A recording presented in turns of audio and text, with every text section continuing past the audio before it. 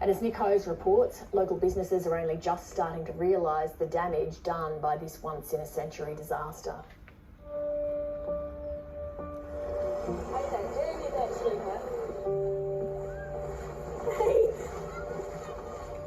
The Hastings River remains a torrent as exhausted rescue crews work to evacuate people trapped by floodwaters.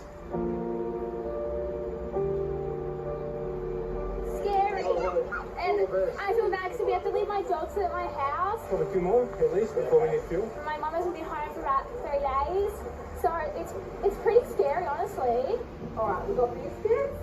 Thank you. Now the community is pitching in, sending essential supplies to neighbours left with nothing.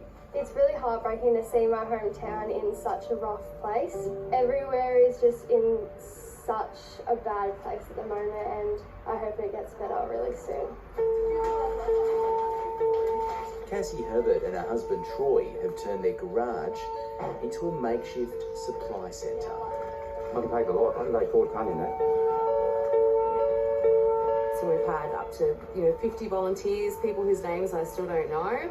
You probably can't see, but we've had a 2-door garage filled at least 2 times with supplies, and we've shipped those supplies via boat to areas that are isolated. So far we've delivered over 2,000 litres of fuel to homes that needed it to run their generators.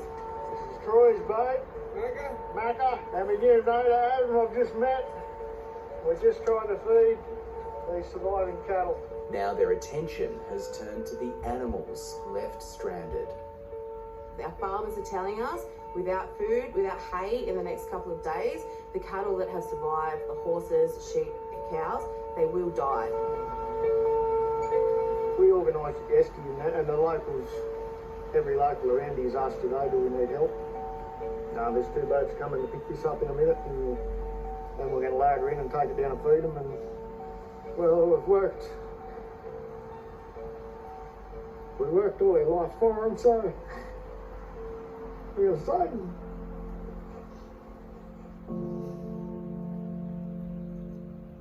Just outside of Telegraph Point, Julie Redman and her husband are surviving on food deliveries and what they have left in the cupboard. They're effectively living on an island. We're completely surrounded by water. We have no hot water or running water. We have no power. We have a generator. We think that we probably might be able to get out by the weekend. There's about a metre of water over our roads at the moment. The Redmans have lost almost $200,000 worth of farm machinery, quad bikes and a ute. But they're most concerned about the whereabouts of their animals.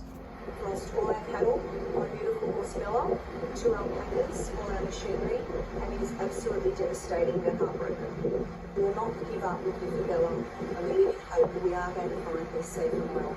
The community here in Telegraph Point is in shock tonight.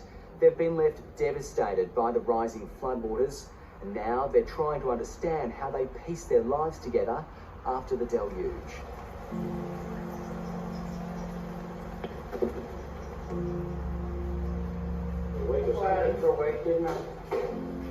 63-year-old Pam McCardle is the manager of the Telegraph Point Sport and Recreation Club. Unless you've been through it, you've got no idea. I think the water was so fast, it took everything with it. It didn't leave anything behind it. Everything's covered in water, sewage. I don't know what we're going for you for dinner tonight, but it's barefoot in the club. Pam says it took just an hour for the floodwaters to rush in.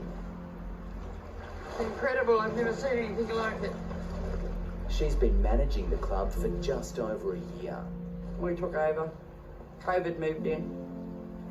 We got through COVID. We're starting to move along. And then this is devastating. Totally devastating. I've worked here for the last 15 months, fully volunteer. Some days 7 days a week, some days 15 hours a day. Pam estimates more than $300,000 worth of damage has been done. Like many business owners in the area, she has no idea if her insurance will cover that. I'll fight back. I'm a fighter. I've got a community behind me.